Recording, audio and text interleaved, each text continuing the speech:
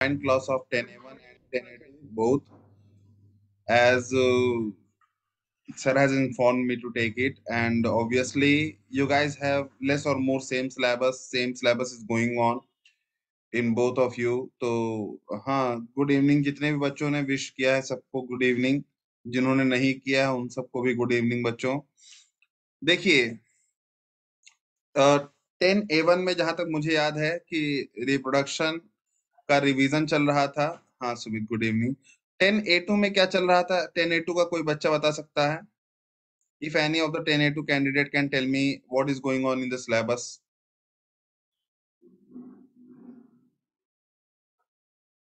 Our environment, heredity, our environment चल रहा है।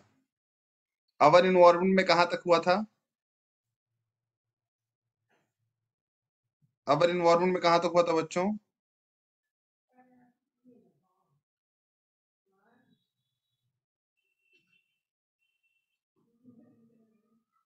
क्या कंप्लीट हो गया था?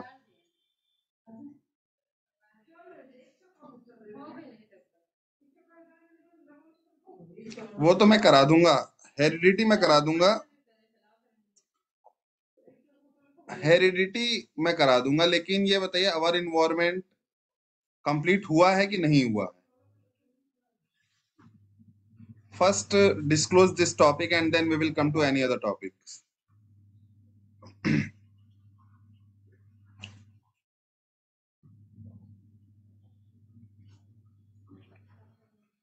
Anyone, whether we have completed our environment chapter or not? अगर हम ये टॉपिक्स कर चुके हैं हम, तो इसका मतलब कंप्लीट हो चुका है। नहीं किया हमने तो अभी बाकी है। 10% लॉ तक हुआ है, मतलब यहाँ तक हुआ है।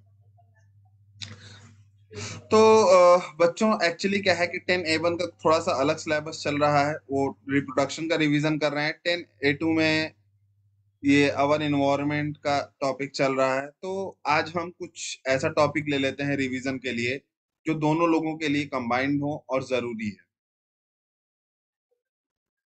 ठीक है, मैं ये जो भी टॉपिक्स होंगे जब हम इंडिविजुअल क्लास लेंगे अलग अलग, तो उस टाइम हम डिस्कस कर देंगे। आज हम सिर्फ रिवीजन करा देते हैं जो भी टॉपिक्स आप बोलेंगे उसका। हेरिडिटी के लिए बच्चे बोल रहे हैं, कितने बच्चे हेरिडिटी का फिर से रिवीजन करना चाहते हैं? Raise your hands. Out of 38 students, I just wanted to know कि कितने बच्चे चाहते हैं। अगर मोर देन 30 स्टूडेंट्स ने हैंड रेज किया तो ही कराऊंगा। अभी हमारे पास सिर्फ 17 स्टूडेंट्स हैं। 21 स्टूडेंट्स, 23, 22 हो गए, 23 ओके, 24, 25। मेरे ख्याल से सभी बच्चों को पढ़ना चाहिए क्योंकि इम्पोर्टेंट टॉपिक है, और एक बार पढ़ लेने से कुछ खराब तो नहीं हो जाएगा आप लोग का। तीनों लॉ पढ़ा देंगे। 26 स्टूडेंट हुए हैं अभी तक। I wanted at least 30 students. 27 students.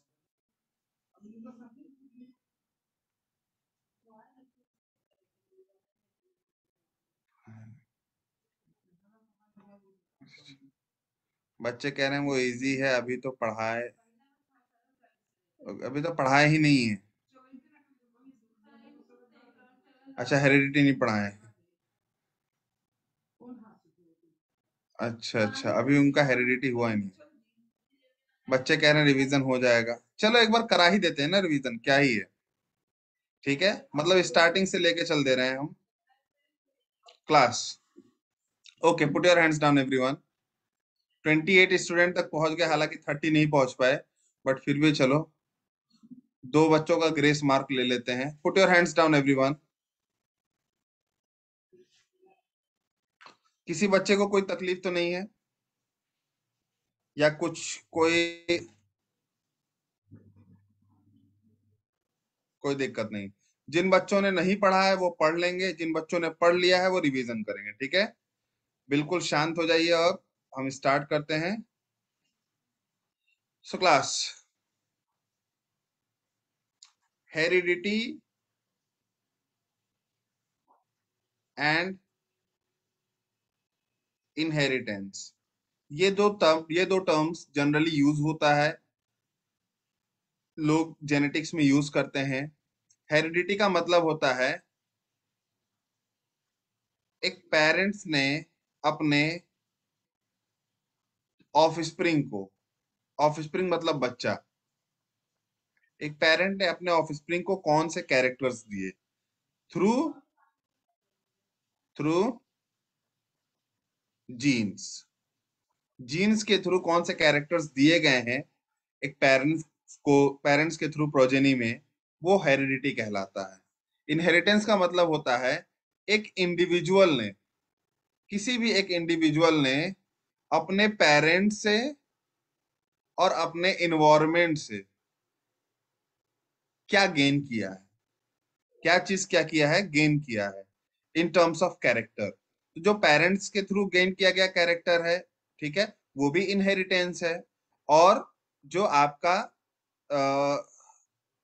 Environment के थ्रू गेन किया गया है, वो भी क्या कहलाता है, कैरेक्टर, इनहेरिटेड कैरेक्टर ही कहलाता है।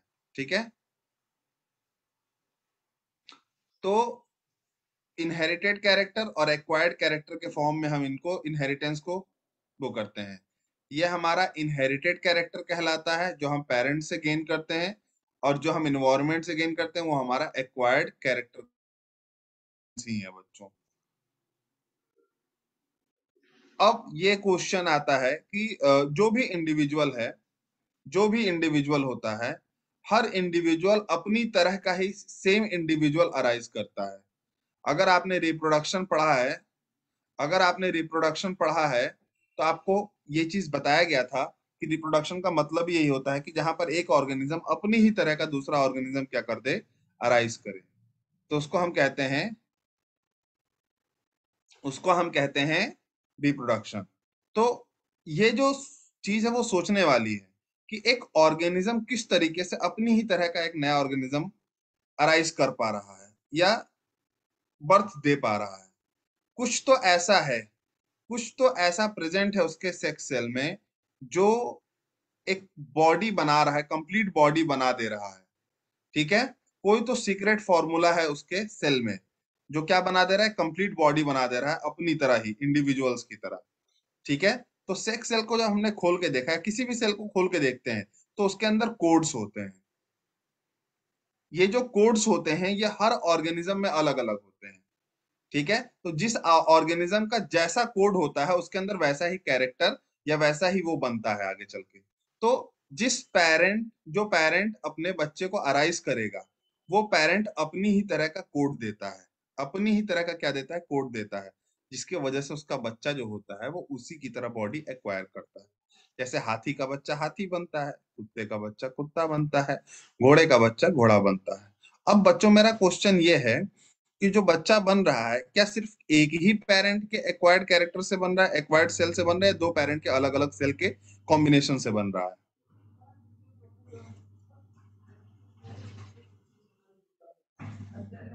ऑब्वियसली दो पेरेंट के कॉम्बिनेशन से बन रहा है। तो जो बॉडी बनेगी उसमें कुछ कैरेक्टर्स पहली बॉडी के होंगे, ठीक है, जिसको हम मेल कह सकते हैं, और कुछ कैरेक्टर्स फीमेल के होंगे। ठीक है, अब हम देखते हैं कि जो कैरेक्टर्स मेल के आते हैं वो फीमेल वाले नहीं आते, और जो फीमेल का कैरेक्टर आता है उसमें मेल वाला नहीं आता। जैसे मान लो कि आपके पास दो आंखें हैं, आपके पास दो आंखें हैं और दोनों का कलर ब्लैक है, या ब्राउन मान लो, मैंने ब्राउन कलर कर दिया तो ब्राउन है। ठीक है, अब आपके पेरेंट्स में से फीमेल जो पेरेंट्स, आपकी मदर जो थी, उनका आइस का कलर ब्राउन था और फादर का कलर कैसा था, ब्लैक था। फादर यानी मेल का कलर कैसा था, ब्लैक था। तो आप कभी ये मत कहिएगा कि हम में 50-50 कैरेक्टर आता है पेरेंट्स का। आप ये कहेंगे कुछ कैरेक्टर्स पेरेंट मेल का आएगा, कुछ फीमेल का आएगा। जो मेल का आएगा वो पूरी तरह मेल का आएगा, जो फीमेल का आएगा वो पूरी तरह फीमेल का आएगा। ठीक है, कहने का मतलब यही है बच्चों कि आपके अंदर अगर आंखें ब्राउन हैं तो वो कंप्लीट फीमेल की ही ब्राउन होंगी। ऐसा नहीं कि एक आंख ब्लैक आएगा और दूसरा आंख ब्राउन आएगा, इस तरह नहीं होगा।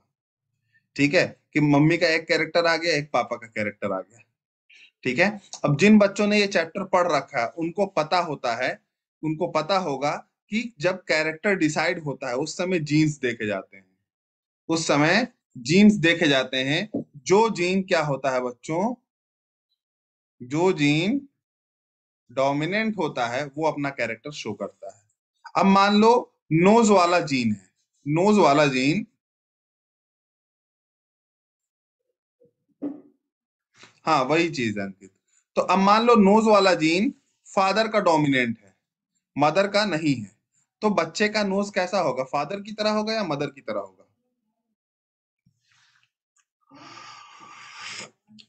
ऑब्वियसली फादर की तरह होगा, शाबाश बच्चों। हाँ गुड। तो फादर की तरह होने का मतलब यह है कि जो भी कैरेक्टर तुम्हारे अंदर है, ठीक है, आप जब मैच करते हैं कि यार मेरा फेस कटिंग मम्मी की तरह गया, नाक इनकी तरह गया, बाल इनकी तरह गया, या हाइट इनकी तरह गई, स्किन का कलर इस पे चला गया, तो जब आप मैच कर रहे होते हैं तो उस समय एक्चुअली में आप डिफाइन कर रहे होते हैं कि ये नाक वाला कैरेक्टर मेरे पापा का डोमिनेंट था और हेयर वाला कलर मेरी मम्मी का डोमिनेंट था। ठीक है, सबके लिए अलग अलग जीन्स थे। तो कोई जीन किसी के अंदर डोमिनेंट निकला, कोई जीन किसी के अंदर डोमिनेंट निकला। अब बच्चों मान लो कि कोई बच्चा है, कोई भी बच्चा है, एक बेबी है, वो ना अपने मदर की तरह दिख रहा है ना अपने फादर की तरह दिख रहा है, बल्कि अपने ग्रैंड फादर का कोई कैरेक्टर उसके अंदर आ गया, ग्रैंड फादर का कोई कैरेक्टर। ठीक है, जैसे कि लिप्स का मोटा होना, लिप्स का थिक होना। फीमेल के अंदर लिप्स शार्प थे, मेल्स का भी लिप्स शार्प था, दोनों का लिप्स पतला पतला था, लेकिन बच्चे के अंदर लिप्स जो आया वो थिक आया। तो ये किसकी वजह से हुआ बच्चों? अगर किसी बेबी के अंदर ना मेल का कैरेक्टर आया है ना फीमेल का कैरेक्टर आया है, लेकिन ग्रैंडफादर का कैरेक्टर दिख गया, तो कैसे होगा?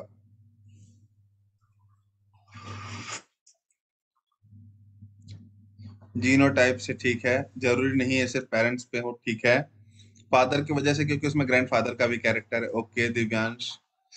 ठीक है, सबका आंसर अपनी अपनी जगह सही है। कई बार ऐसा होता है कि कुछ कैरेक्टर्स जो किसी का हो, मेल या फीमेल का, क्या रह जाते हैं, कुछ कैरेक्टर्स और मतलब आ नहीं पाते, निकल नहीं पाते, क्योंकि वो क्या होते हैं, रेसेसिव होते हैं। चाहे वो फीमेल का भी हो सकता है, मेल का भी हो सकता है। तो कई बार जैसे ग्रैंडफादर का कैरेक्टर उसके बच्चे में नहीं आ पाया, था, बच्चे के अंदर था लेकिन आ नहीं पाया क्योंकि वो रेसेसिव था। लेकिन जब उसका बच्चा हुआ, उसके बच्चे का बच्चा हुआ, तो वो कैरेक्टर क्या हुआ, उभर आया। ठीक है, तो ऐसा होता है बच्चों, हाँ ऐसा होता है कि इसको लॉ ऑफ सेग्रीगेशन कहते हैं, और मैं बताऊंगा कैसे होता है, दोनों लॉ बताऊंगा, तीनों लॉ बताऊंगा आपको एक एक करके। तो भी मैं बस आपको समझा रहा हूँ क्या क्या चीजें होती हैं। आप लोगों में से बहुत से ऐसे लोग होंगे जो अपने कुछ कैरेक्टर में अपने नाना नानी पे गए हों या दादा दादी पे गए हों या फैमिली के किसी अदर मेंबर पे गए हों। ठीक है, तो जरूरी नहीं है कि यार आप मतलब हमेशा मम्मी और पापा से ही मिलते रहोगे। कुछ कैरेक्टर्स मम्मी पापा में नहीं आ पाते, आपके नाना नानी या दादा दादी के, लेकिन आपके अंदर उभर के आ जाते हैं। ठीक है, तो लेकिन बहुत कम कैरेक्टर्स होंगे, that characters will be very less. ठीक है, हाँ ऑलवेज डोमिनेंट ही एक्सप्रेस होंगे, लेकिन कई बार ऐसा होता है कि दो जीन मिलते हैं और दोनों रेसेसिव हो जाते हैं, तब वहां पर रेसेसिव एक्सप्रेस करते हैं अपने आप को।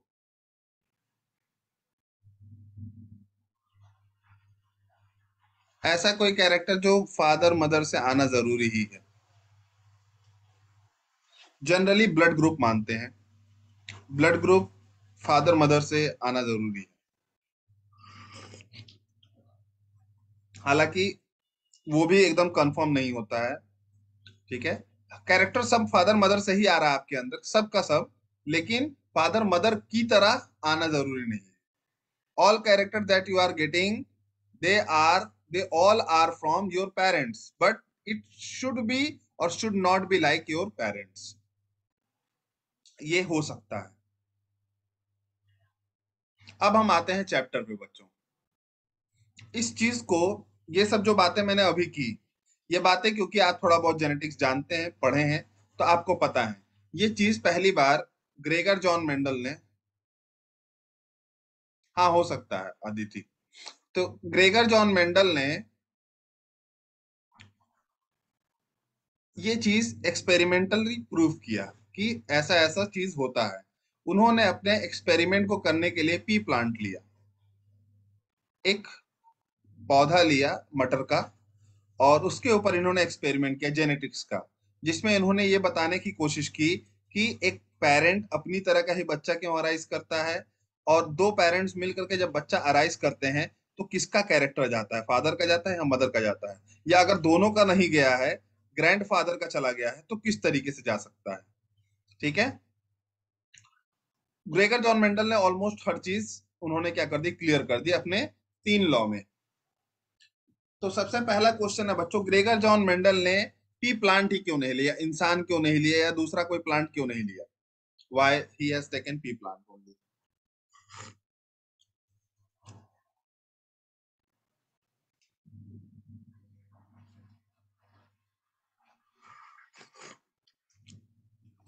अगम्या ने कहा इजी ऑब्जर्वेशन, इजीली ऑब्जर्व हो सकता है। बहुत सारे आंसर आ गए, मुझे पढ़ने में टाइम लगेगा। अ,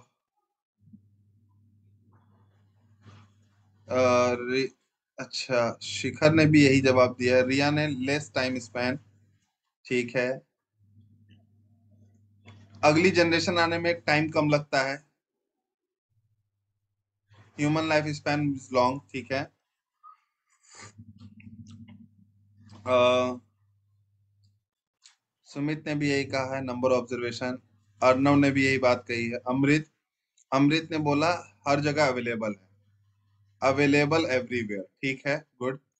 तो अवेलेबिलिटी है। मिष्टी ने कहा इजिली ग्रोइंग है, ठीक है, आराम से आप ग्रो करा सकते हैं, ज्यादातर सॉइल्स में ग्रो हो जाता है। और आदिति ने कहा डायरेक्ट ह्यूमंस में नहीं हो सकता, ओके गुड। अगम्या ने कहा शॉर्टेड लाइफ स्पेन, चलिए ठीक है, हो गया वो। रिया ने भी लाइफ स्पैन को बोला। वेरिएशन फास्ट होता है, युवराज, वेरिएशन होता है लेकिन इतना फास्ट नहीं होता, लेकिन आप वेरिएटेड कैरेक्टर्स को ऑब्जर्व कर सकते हैं, ठीक है। वेरिएबल कैरेक्टर्स, वेरिएबल जो कैरेक्टर्स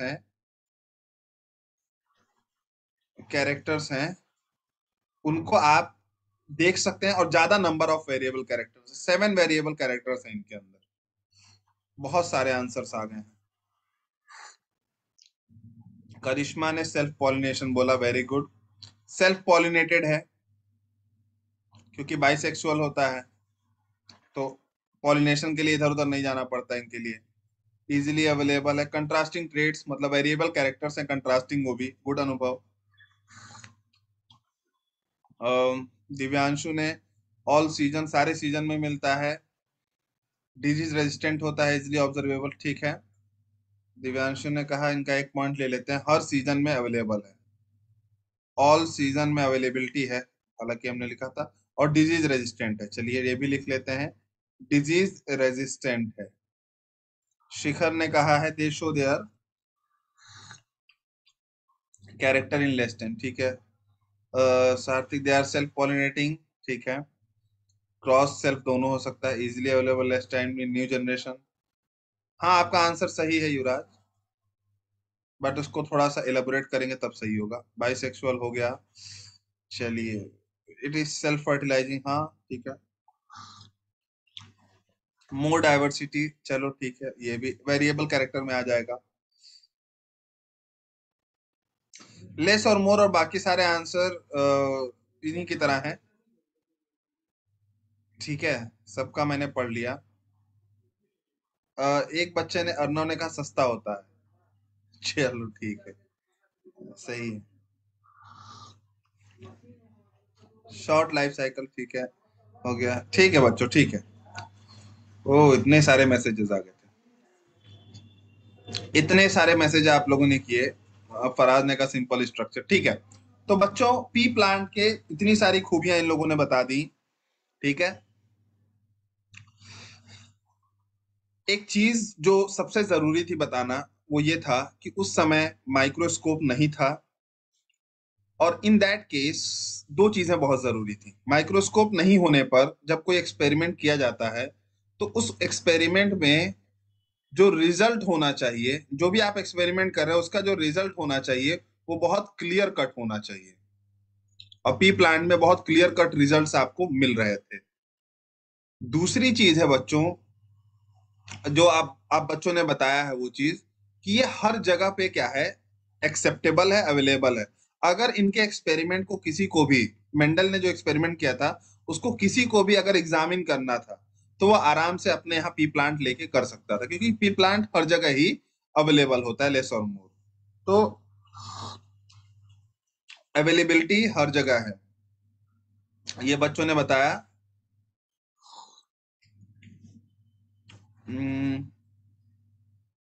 पी प्लांट है several contrasting colour like, right.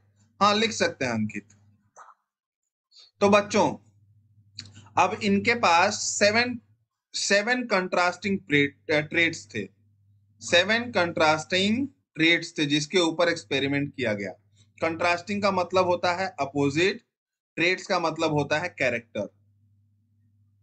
मतलब एक ही चीज को लेकर के दो अलग अलग कैरेक्टर्स दिख रहे थे, ठीक है। और अगर आप देखो, आप किसी एक चीज को लेके एक्सपेरिमेंट करोगे तो वो सही है तब भी लोग शक करेंगे, गलत हुआ तो हो सकता है सही होने का चांस हो। लेकिन वही एक्सपेरिमेंट आप सात अलग अलग चीजों पर लेकर के करेंगे, तो ऑब्वियसली रिजल्ट क्या होगा, जो भी होगा सबको मानना पड़ेगा, ठीक है।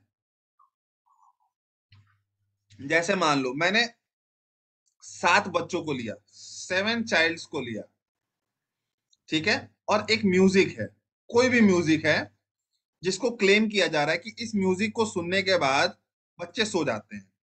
सपोज दैट बच्चे सो जाते हैं। मैंने सातों बच्चों को वो म्यूजिक सुनाया।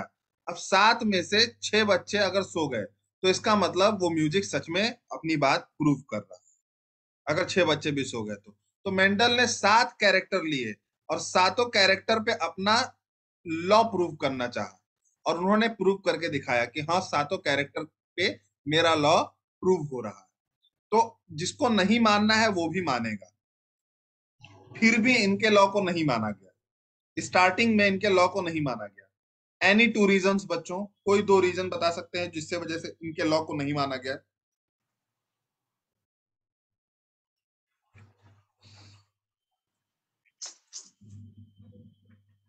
इनके लॉ को 100 साल के बाद माना गया, इनके मरने के बाद। उस टाइम जब इन्होंने दिया, सातों कैरेक्टर को लेकर के दिया, तब नहीं माना गया। अच्छा मुझे से पूछो, मैं तो बताऊंगा ही। ये पहले ऐसे साइंटिस्ट थे जिन्होंने बायोलॉजी में मैथमेटिक्स का यूज किया था।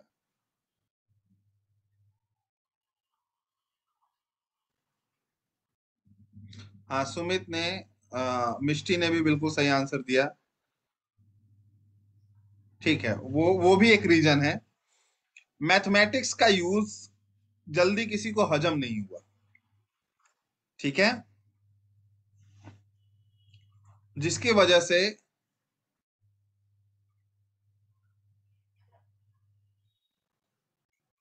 हाँ वेरी गुड।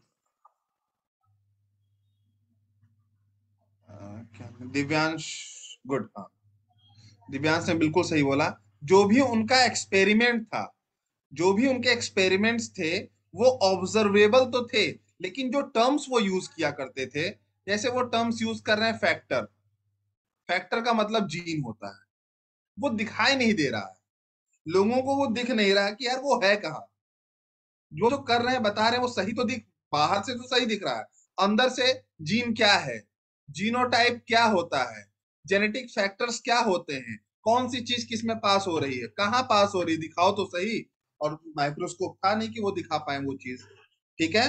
दूसरा सबसे बड़ा रीजन यही था कि वो अपने जो भी एक्सपेरिमेंट थे उसको फिजिकली तो दिखा सकते थे, लेकिन इंटरनली या जेनेटिकली उसको दिखा नहीं पा रहे थे। ओके। तीसरी चीज, ओके सार्थक, तीसरी चीज है, उस समय कोई भी चीज इतनी ज्यादा वाइड स्प्रेड नहीं हो पाती थी। मतलब उनका जो रिसर्च वर्क था वो बहुत लिमिटेड लोगों के पास पहुंचा, और वहीं पे उन लोगों ने रिजेक्ट कर दिया। आज की तरह टेक्नोलॉजी होती या वाइड स्प्रेड मेथड होता किसी भी चीज को फैलाने का, उस समय रिसर्च पेपर कुछ इंस्टीट्यूट्स में ही आते थे, और वहां के जो हेड लोग थे या फिर एक मतलब ग्रुप बना हुआ था कि भाई रिजेक्ट करना है तो रिजेक्ट करना है। आज क्या है, आप अपना रिसर्च पेपर डाल दीजिए, दो लोग नहीं करेंगे तो 10 लोग जो जानने वाले हैं कर लेंगे। मतलब आज आप एक फोन के क्लिक से पूरी दुनिया में अपना रिसर्च बता सकते हो। ठीक है, आज तुमको पता चल जाता है यार कि जापान के लैब में ये वाला एक्सपेरिमेंट हो रहा है और ये वाला वायरस निकल रहा है। ठीक है, उस टाइम पे कोई टेक्नोलॉजी नहीं थी, तो इनका जो रिसर्च था बहुत कम वाइड स्प्रेड हुआ। इतना कम वाइड स्प्रेड हुआ था बच्चों कि इनके मरने के 100 साल बाद ही इन्होंने जीन्स के ऊपर एक्सपेरिमेंट किया था। 3 साइंटिस्ट ने मिलके क्रोमोसोम के ऊपर एक्सपेरिमेंट किया, उन लोग को पता भी नहीं कि 100 साल पहले ये चीज हो चुकी है। उन्होंने एक्सपेरिमेंट किया, जो रिजल्ट इन्होंने दिया था वही रिजल्ट उनका भी आया। लेकिन बेचारे जब वो लोग देख रहे हैं कि यार, मतलब जब उनका रिसर्च पेपर छप गया, सब कुछ हो गया, तो एक बार प्रूफ रीडिंग की जाती है कि ऐसा काम किसी और ने तो नहीं किया पहले। तो पहले तो कोई काम दिखा नहीं कि यार ऐसा कुछ हुआ है, लेकिन जब देखा गया कि कुछ ऐसे रिसर्चेस हैं जिनको डिस्प्रूव कर दिया गया है, वहां पे भी मैथमेटिक्स का यूज हुआ है, तो उन रिसर्चेस को निकाला गया जब, तो मेंडल सबसे पहले आए। और मेंडल का रिसर्च देख के लोग शॉक्ड रह गए कि जब जीन्स नहीं थे, जब जीन्स को नहीं देखा गया था, तब इन्होंने जीन्स के बारे में सब कुछ बता दिया है। और अब तो जीन्स दिख रहे हैं, क्रोमोसोम दिख रहे हैं, तो देख के एक्सपेरिमेंट्स किए गए हैं, फिजिकल प्रूफ है हमारे पास, सब कुछ है। तब मेंडल को फादर ऑफ जेनेटिक्स का खिताब दिया गया बच्चों। अगर बच्चों आप लोग को समझ में आ गया हो इनके रिसर्च पेपर का ना समझने का रीजन, तो आप लोग हैंड रेज कर सकते हैं। समझ में आ गया बच्चों?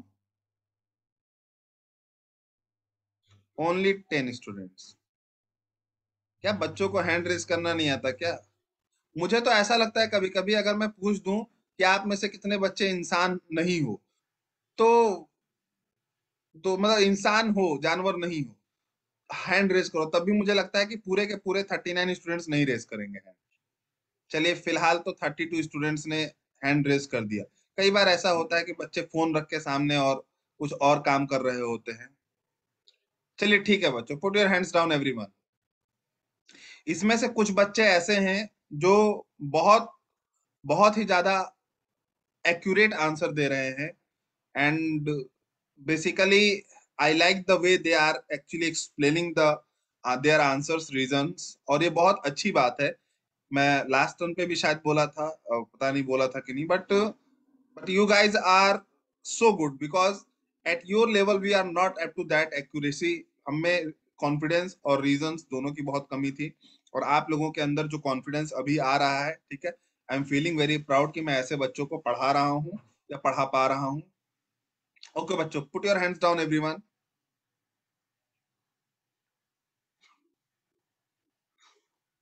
थैंक, हाँ थैंक्स भाई मेरी क्लास करने के लिए। सो स्टूडेंट्स, अब मैं मेंडल के लॉ पे आता हूँ, ठीक है। तो before we discuss the law of Mendel, Mendel के लॉ क्या थे, हम कुछ टर्म्स फिर से डिस्कस कर लेते हैं जो ऑलरेडी बच्चे जानते हैं, बट जल्दी जल्दी डिस्कस कर लेते हैं। अखिलेश बच्चे हाथ नीचे कर लीजिए, हो गया। ओके, होमोजाइगस, होमोजाइगस, हेट्रोजाइगस,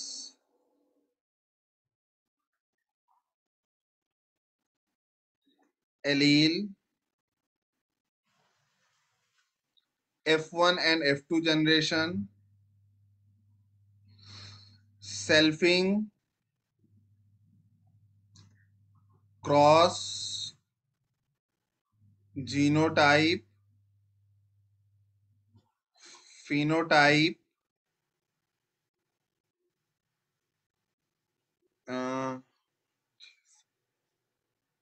ठीक है अभी इतना ही बहुत है। तो क्लास होमोजाइगस वो कंडीशन होती है जहां पे जीन्स दोनों सेम हो। आपको पता है कि हमारे अंदर हर कैरेक्टर के लिए दो जीन्स हैं, दो जीन्स होते हैं, ठीक है। एक मम्मी का होता है, एक पापा का होता है। तो अगर दोनों जीन सेम है, एकदम एकदम सेम, उसको होमोजाइगस कहते हैं।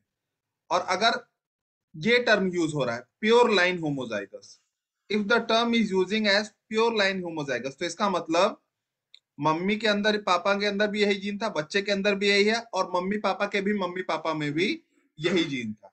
तो अगर पूरा खानदान से वही वाला जीन, वही वाला कैरेक्टर चला आ रहा है, तो इसका मतलब समझ लीजिए कि होमोजाइगस कैरेक्टर है। जैसे एक देश है, मुझे एग्जैक्टली नाम नहीं याद आ रहा है, वहां पे सबका जो आंख होता है वो ब्लू कलर का ही होता है, तो वो प्योर लाइन होमोजाइगस है वो लोग। मतलब उनके, या फिर चाइना वाइना में देख लीजिए, जैसे पापा दिख रहे हैं वैसे मम्मी दिख रही हैं, वैसे बच्चे दिख रहे हैं वैसे उनके बच्चे दिख रहे हैं, सब छोटे छोटे छोटे हैं, और सबकी आंखें और आंखा और मुंह ऐसा भी बनता जा रहा है। तो वो एक प्योर लाइन ट्रेट है, ठीक है, जिसमें सबका कैरेक्टर वैसा ही है, सबके अंदर वही वाले जीन्स आ रहे हैं। हाँ, यहाँ कोई कोई है।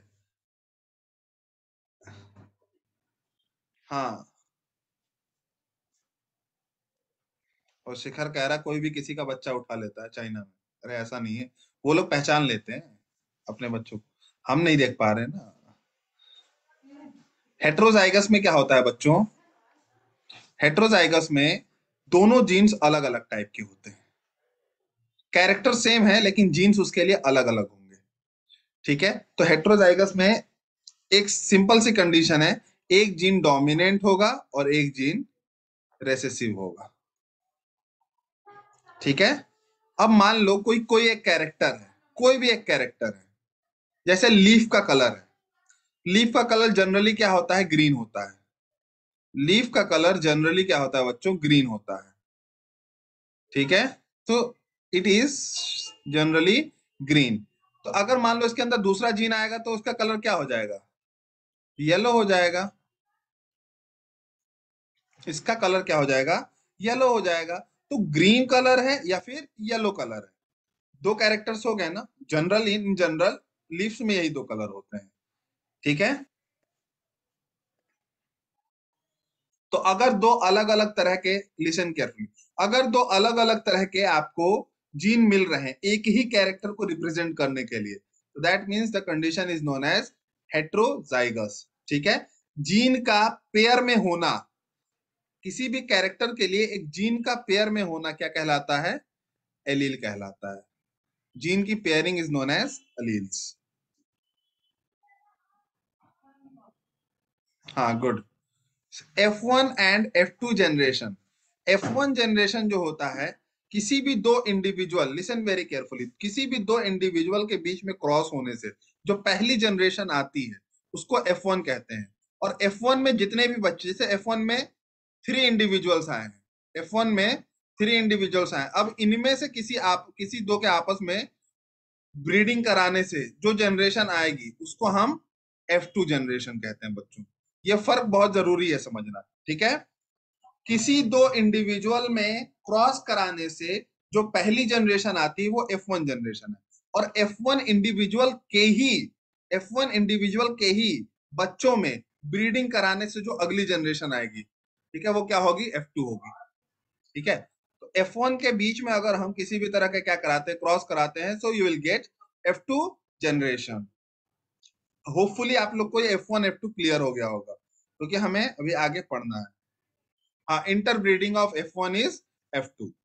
So class now, next is selfing. अगर किसी एक पेरेंट के ऑफ स्प्रिंग्स के बीच में, जिसको हमने इंटरब्रीडिंग बोला ना, ब्रीडिंग कराया जाए तो उसको हम सेल्फिंग कहते हैं। जैसे एक प्लांट है, एक प्लांट ने 10 सीड्स अराइज किए, ठीक है। तो 10 सीड्स ने 10 प्लांट बनाए, तो वो एक ही प्लांट का बच्चा है ना, 10।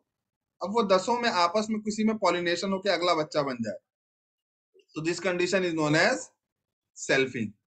सेल्फिंग मतलब सेम पेरेंट्स के ब्रीड्स के बीच में क्या होना?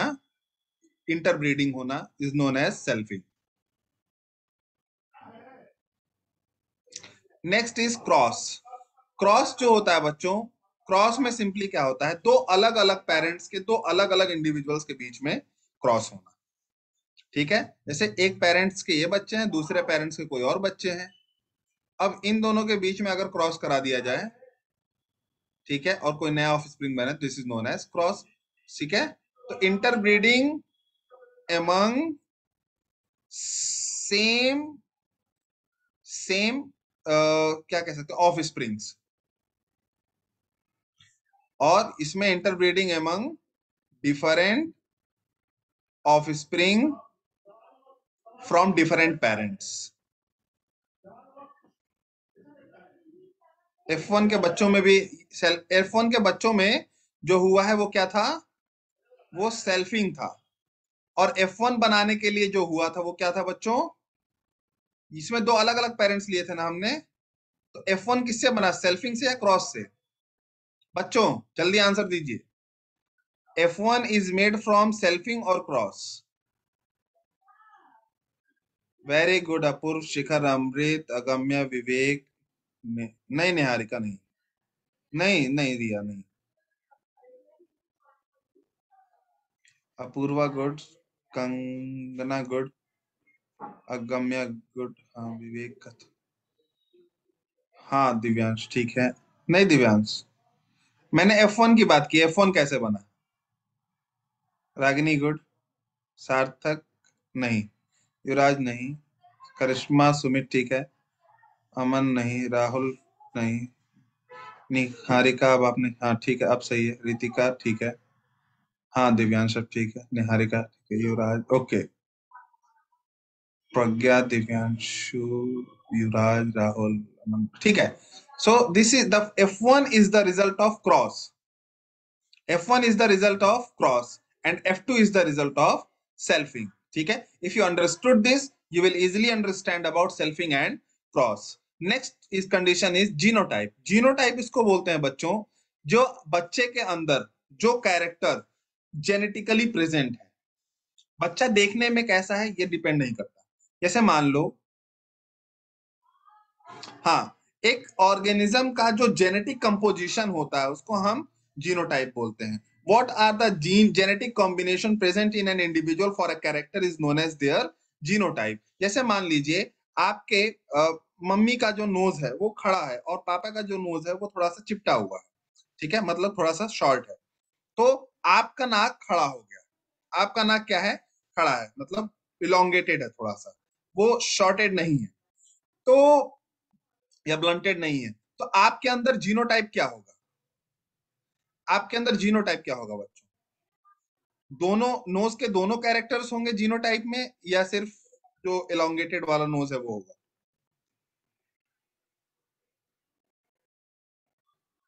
सिर्फ एक होगा, दो नहीं, जीनोटाइप दोनों होगा।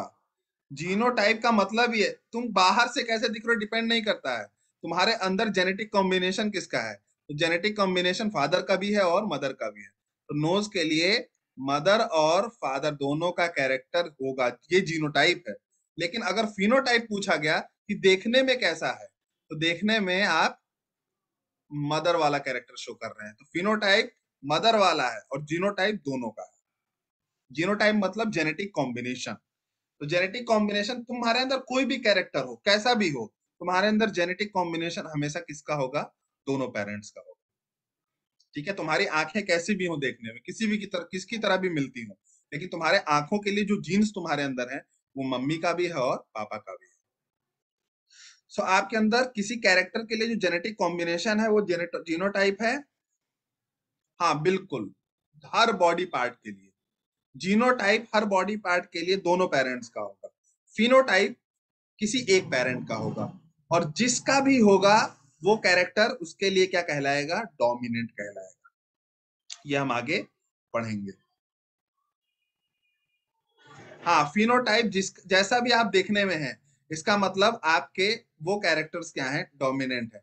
अब नोज वाला ही मैंने कहा, तो नोज वाला कैरेक्टर किसका डोमिनेंट है, मम्मी का या पापा का? आप देख, नोज मम्मी का आया है तो किसका कैरेक्टर डोमिनेंट हुआ, मम्मी का डोमिनेंट हुआ ना।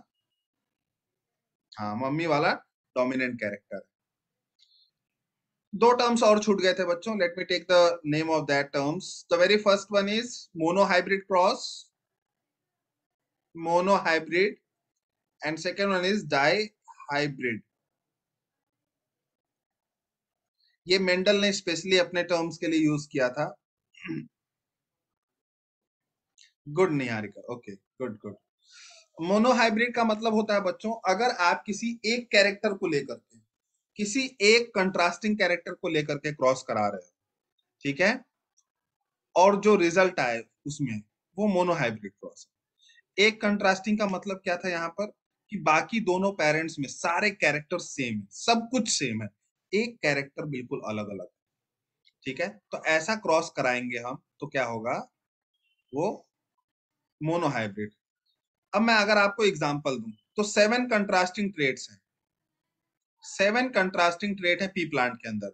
अगर किसी प्लांट में 6 कैरेक्टर बिल्कुल सेम है, पी प्लांट के 6 कैरेक्टर दोनों प्लांट, दोनों पेरेंट्स में सेम है, लेकिन एक कैरेक्टर अलग है, जैसे एक प्लांट टॉल है और दूसरा ड्वार्फ है, शॉर्ट है, ठीक है, इसको छोड़ करके बाकी सब कैरेक्टर सेम है, तो ऐसे क्रॉस को हम मोनोहाइब्रिड क्रॉस कहेंगे। ऐसे क्रॉस को हम क्या कहेंगे, मोनोहाइब्रिड क्रॉस कहेंगे, ठीक है। डाई हाइब्रिड का मतलब होता है बच्चों, जहां पर दो कैरेक्टर्स डिफरेंट हो। अगर दो कैरेक्टर डिफरेंट हैं, दो कैरेक्टर क्या हैं, डिफरेंट हैं, और बाकी 5 कैरेक्टर सेम है, तो ऐसे उसको हम क्या कहेंगे, हाँ, डाई हाइब्रिड। तो मेंडल ने दो रिएक्शंस कराए थे, दो तरह के जेनेटिक वो कराए थे, एक्सपेरिमेंट किए थे, एक मोनोहाइब्रिड क्रॉस किया था और दूसरा डायहाइब्रिड क्रॉस किया था। मोनोहाइब्रिड के बिहाफ पर उन्होंने 2 लॉ दिए हैं और डायहाइब्रिड के बिहाफ पे उन्होंने एक लॉ दिया है। तो अभी हम लॉ ऑफ मेंडलियन लॉ पढ़ेंगे, जिसमें law of dominance, law of segregation, law of independent assortment पढ़ेंगे। जिन बच्चों को इतना समझ में आ गया हो हैंड रेस कर दीजिए। प्रोजेनी मतलब बच्चा, अगला जनरेशन।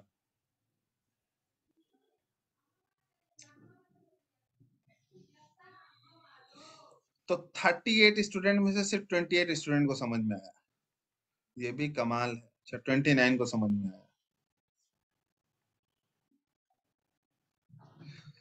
कोई बात नहीं। जिन बच्चों को नहीं समझ में आया है वो कोशिश कीजिएगा एक बार और वीडियो रिकॉर्डिंग देख के समझने की।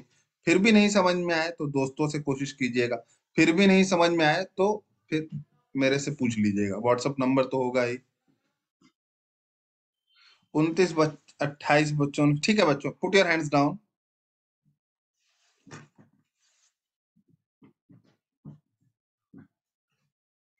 मैं अभी चेक कर लेता हूँ सभी बच्चे प्रेजेंट हैं कि नहीं।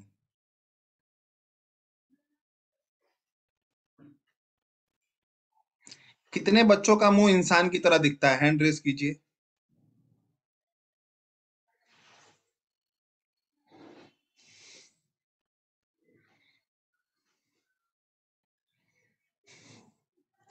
35 students has raise their hand out of 38, अब 34 हो गए। वाओ, 35 हो गए, स्टिल वी हैव 3 स्टूडेंट्स। मैं देखना चाहूंगा, 1 मिनट, हैंड रेस किए रहे ना, मैं देखना चाहूंगा वो 3 बच्चे कौन कौन है जिन्होंने हैंड रेस नहीं किए हैं। अपूर्वा, अर्णव, प्रेरणा, रश्मि, 4 बच्चों ने नहीं हैंड रेस किया है। अर्णव हंस रहा है, ये बहुत अच्छी बात है। अपूर्वा, अर्णव, प्रेरणा, रश्मि, ये 4 बच्चों ने हैंड रेस नहीं किया। हो सकता है किसी का मैसेज नहीं जा रहा हो।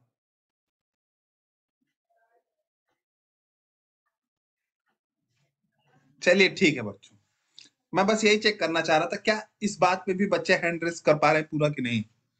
कभी कभी डाउट हो जाता है ना टीचर्स का, यार सब बच्चे क्यों नहीं हैंड रेस कर रहे हैं, इतनी मेहनत से समझा रहे हैं हम तो वही चेक करने के लिए मैंने, ठीक है बच्चों, put your hands down everyone.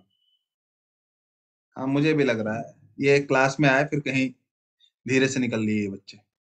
ये जब रिकॉर्डिंग देखेंगे बेचारे बाद में, तो इन्हें बहुत अफसोस होगा कि यार ये तो मिस कर दिया हमने, प्रेरणा आ गई। अच्छा क्लास में है,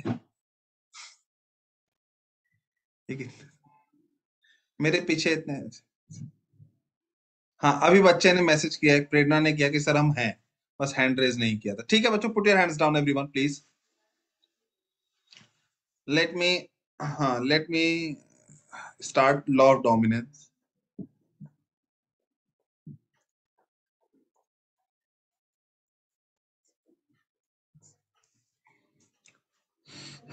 Sumit, Ayush, Sahil, put your hands down, please. It's okay Prerna, जिनका नेट स्लो हो गया था कोई बात नहीं. उन्होंने एटलीस्ट मैसेज में बोल दिया कि सर हम हैं, हमारा मुंह इंसान की तरह है, जैसे प्रेरणा ने बोल दिया. हाँ, मेंडल डायरेक्ट एग्जाम में आता है. ठीक है, भूत बन के ये बोलो मेंडल से क्वेश्चन डायरेक्ट एग्जाम में आता है, इसका टर्म है सर मेंडल डायरेक्ट एग्जाम में आता है. ऐसा लग रहा मेंडल इसका बचपन लंगोटिया यार है मेंडल.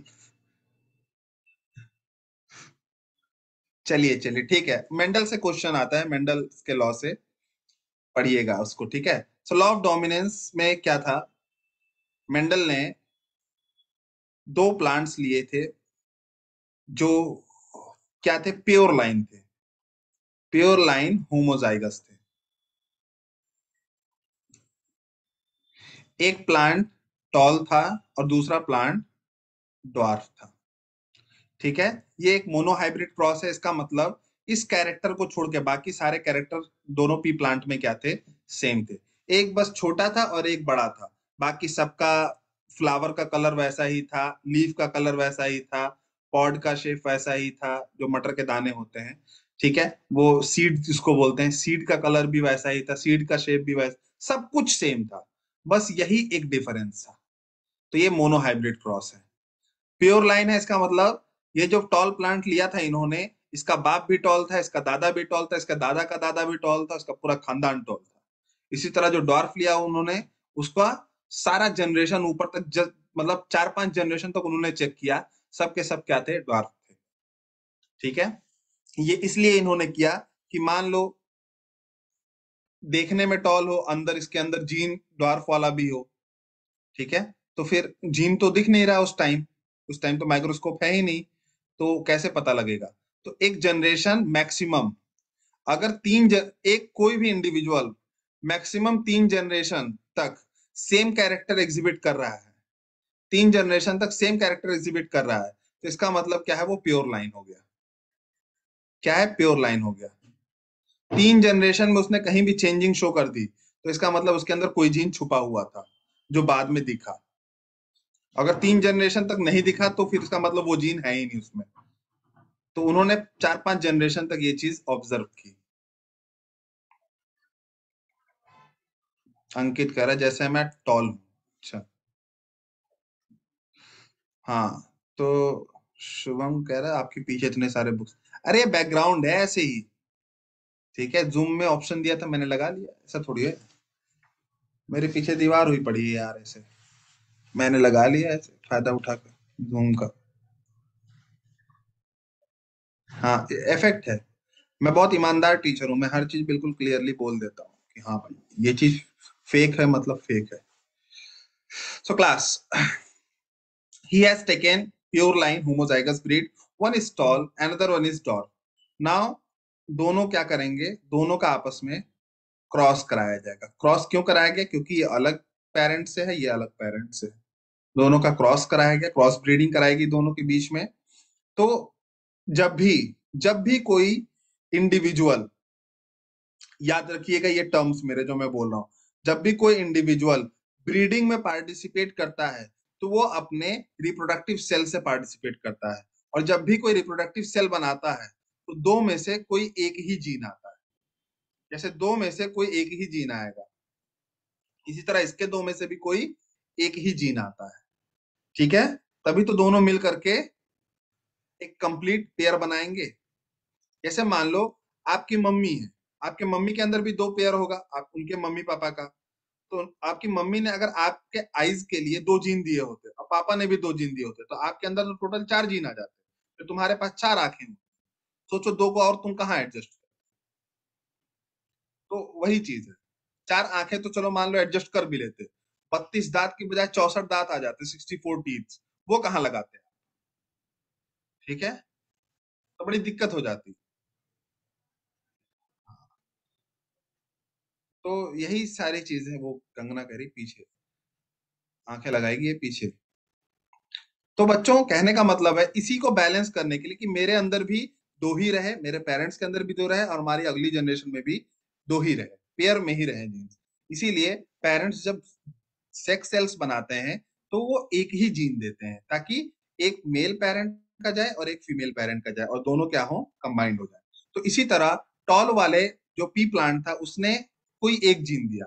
अब बच्चों अगर इधर से भी जीन आएगा तो भी कैपिटल टी आएगा, इधर से आएगा तब भी कैपिटल टी आएगा, तो दोनों कंडीशन में कैपिटल टी ही आएगा। तो हमने एक कैपिटल टी लिख दिया, चाहे इधर से आए चाहे इधर से। इसी तरह ये दोनों देगा तो भी यही आएगा। किसी भी कंडीशन में जो ऑफस्प्रिंग बनेंगे, हाँ मिस्टेक कह रही यूनिक पीस, हाँ वो पूछ रहा है दो हेड होते तो। ये अब बच्चे ख्यालों की दुनिया में चले गए। अब ये अब यहाँ ध्यान नहीं दे रहे। अब ये सर अब हमारे दो हेड होते, हमारे सर चार फेफड़े होते, हमारी तीन किडनियां होती, अब ये सोचने लगे। खैर बच्चों, तो जो F1 जनरेशन बनी, F1 जनरेशन जो भी बनी बच्चों, वो कैसी बनेगी? It yes it will be heterozygous. It will be heterozygous. मैंने आपको क्या कहा था हेट्रोजाइगस में? कि हेट्रोजाइगस में जीन्स अलग अलग, जो पेयर जीन्स हैं वो क्या होंगे? अलग अलग। तो बच्चों अगर तुमसे F1 जनरेशन का जीनोटाइप पूछा जाए तो तुम क्या कहोगे? Heterozygous, heterozygous tall. हेट्रोजाइगस मतलब कैपिटल टी स्मॉल टी वाला टॉल, ठीक है? तो जीनोटाइप मतलब हेट्रोजाइगस, आप बताओगे कि किस तरीके का है, ओके? लेकिन अगर फिनोटाइप पूछा जाए कि देखने में कैसा है, तो आप सिर्फ क्या लिखेंगे? टॉल। ऑल ऑफ स्प्रिंग्स, मैंने एक ऑफ स्प्रिंग लिखा है। अगर इन पेरेंट्स ने मिल करके 50 ऑफ स्प्रिंग बनाए हैं तो 50 के 50 कैसे होंगे? सब दिखने में टॉल होंगे। तो फिनोटाइप क्या होगा? टॉल होगा। और जीनोटाइप क्या होगा? वो भी टॉल होगा लेकिन हेट्रोजाइगस टॉल होगा, मतलब कैपिटल टी स्मॉल टी वाला होगा।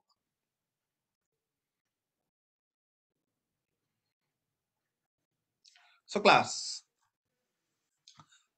जब हम फिनोटाइप लिखते हैं तो होमोजाइगस और हेट्रोजाइगस नहीं लिखते हैं, क्योंकि कैरेक्टर जब हम एक्सटर्नली ले रहे हैं तो एक्सटर्नल कैरेक्टर को सिर्फ ये बताया जाता है कि ये है कैसा। ये नहीं बताया जाता है कि प्योर ऐसा है या हाइब्रिड ऐसा है। ठीक है? प्योर और हाइब्रिड वर्ड सिर्फ कहाँ यूज किया जाता है बच्चों? जीनोटाइप के लिए। अगर यही कैपिटल टी होता तब आप क्या लिखते? जीनोटाइप होमोजाइगस टॉल लिखते, ठीक है? और ये कैपिटल टी स्मॉल टी है तो आप क्या लिखेंगे? हेट्रोजाइगस टॉल लिखेंगे। तो कभी भी होमोजाइगस और हेट्रोजाइगस वर्ड जब जीनोटाइप आप लिखेंगे तभी इसके साथ अटैच कीजिएगा, फिनोटाइप में कभी भी मत अटैच कीजिएगा। So class, on the basis of this experiment Mendel has proved that कि जब भी कोई दो जीन्स ऐसे हों जो कंट्राडिक्टरी हैं या अलग अलग टाइप के हैं, ठीक है, तो उनमें से कोई एक जीन आगे बढ़ता है और अपने कैरेक्टर्स को, अपने अब जो उसका कैरेक्टर है उसको क्या कर देता है? इंडिविजुअल के अंदर इनहेरिट करा देता है, और दूसरा जीन जो होता है वो नहीं करा पाता है। तो जो जीन अपने आप को अगली जनरेशन में शो करा पा रहा है उस जीन को डोमिनेंट कहते हैं। जो जीन नहीं करा पा रहा है उस जीन को हम रेसेसिव कहते हैं। मेंडल ने इसी बिहाफ पर अपना सबसे पहला लॉ दिया और इस लॉ को हम लॉ ऑफ डोमिनेंस कहते हैं बच्चों, ठीक है? तो जो लॉ ऑफ डोमिनेंस है वो क्या प्रूव कर रहा है? अब ये प्लांट देखने में टॉल है तो बताइए लॉ ऑफ डोमिनेंस के हिसाब से कौन सा जीन डोमिनेंट हुआ? कैपिटल टी या स्मॉल टी? जल्दी बताओ बच्चों। Very good, capital T. Very good बच्चों, शाबाश। Capital T is dominant. और जो नहीं अपने आप को शो कर पाया वो क्या कहलाएगा? उसको क्या कहेंगे? स्मॉल टी को क्या कहेंगे? नाम बताइए, नाम बताइए। Very good Agamya, Divansh good, Kangana good, Niharika good, Apurva good, ठीक है।